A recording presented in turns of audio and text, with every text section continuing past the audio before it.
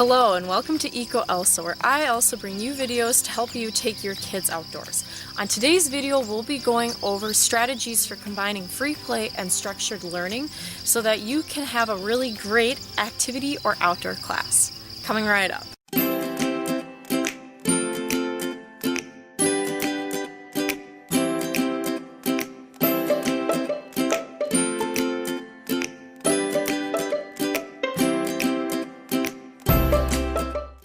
In two previous videos, I talked about the pros and cons of structured learning and free play when outdoors. Now for today, we'll be going over some strategies so that you can get the best of both of these systems when teaching outdoors. If you'd like to learn more about structured learning and free play, then check out two of my previous videos, links in the description. So let's get started.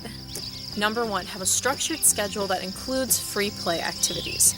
By doing this, you'll get the benefits of a structured class. So there'll be routine, consistency, the students will know what's coming next, you'll know what's coming next, as well as you'll get the benefits of free play activities, as the students will be developing skills in independence, self-awareness, self-entertaining, and creativity, just to name a few. Number two, bring a board with the schedule outdoors for you. This will help create more structure for your class, as the students will be able to visually see what they're going to be doing next. As well as you, the teacher, will be able to stay on schedule better because you'll be able to see what comes next. Number three, free.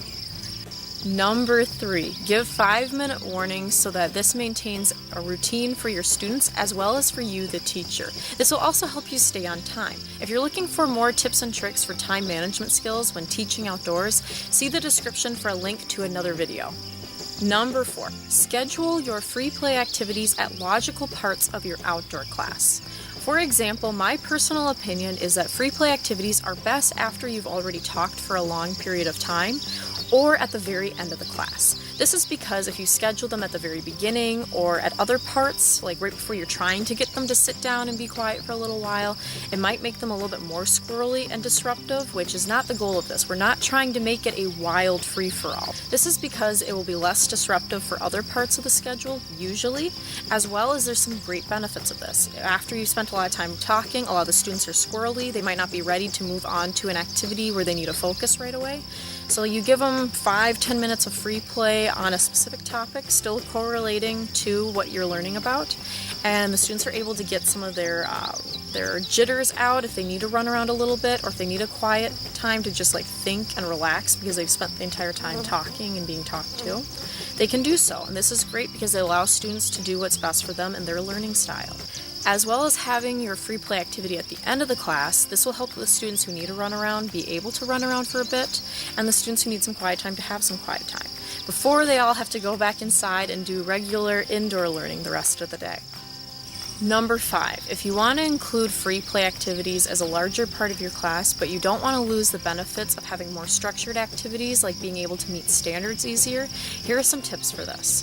For starters, pick activities that have to do with the topics that you're learning about, so that way you're not throwing too much at your students. One of the best free play activities you can do with students is student-led exploring.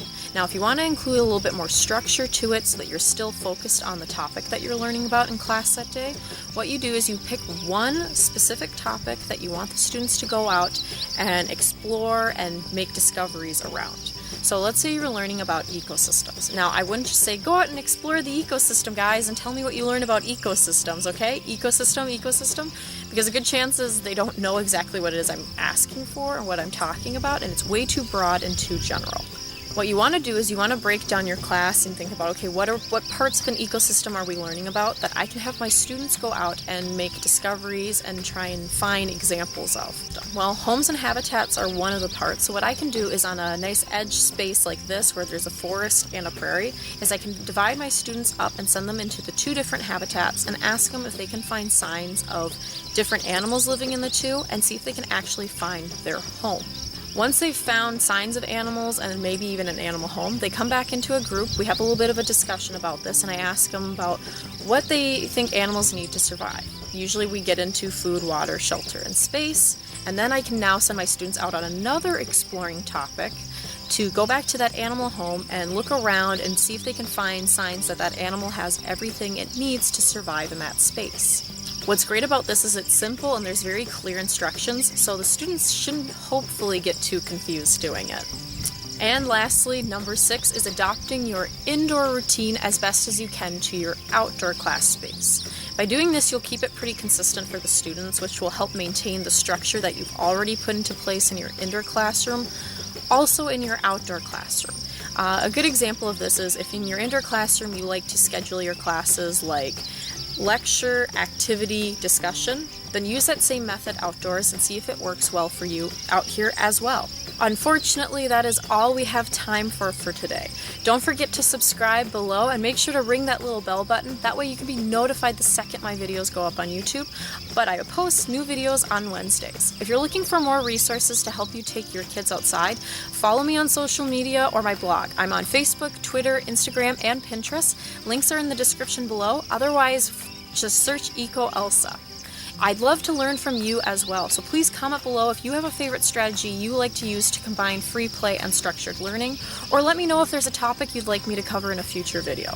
As always, I hope you have a fantastic week. You be safe, learn lots, have fun, and get your kids outdoors. Bye!